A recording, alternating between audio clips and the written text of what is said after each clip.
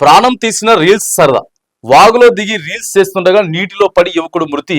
కరీంనగర్ శివారులోని మానేరు వద్ద ఘటన. చూడండిగా ఎంతమంది రీల్స్ కోసం.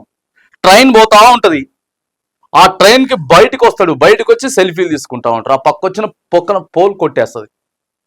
బస్సు స్పీడ్గా పోయి స్పీడ్గా వెళ్ళే బస్సుని ఎక్కాలి. ఇక చూడు చెరువులో వాగులో దిగి రీల్స్ చేస్తుండగా నీటిలో పడిపోయింది. వెనక ఉంటది పెద్ద గొయ్యి ఉంటది, ఎవరికి తెలుసు? ఆ గుండాలు సుడిగుండాలు ఎవరికి తెలుసు?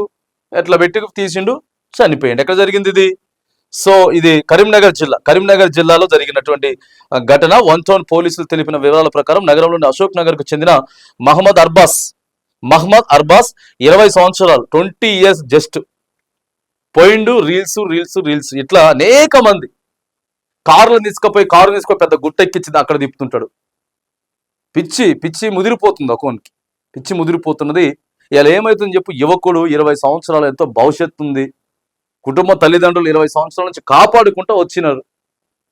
ఇవాళ దారుణం అయిపోయింది. యువత ప్రధానంగా ఆలోచన చేయండి. మనం దేనికోసం చేస్తున్నాం, ఎందుకోసం చేస్తున్నాం, అసలు ఏం చేస్తున్నాం, దీనివల్ల ఏం ప్రయోజనం ఉంది, ఇది మంచా చెడా అనేటివి ధర ఆలోచన మాత్రానికి ప్రస్తుతం యువత ఎవరైతే ఉందరో అంతా ఆలోచన చేసుకోవాలి.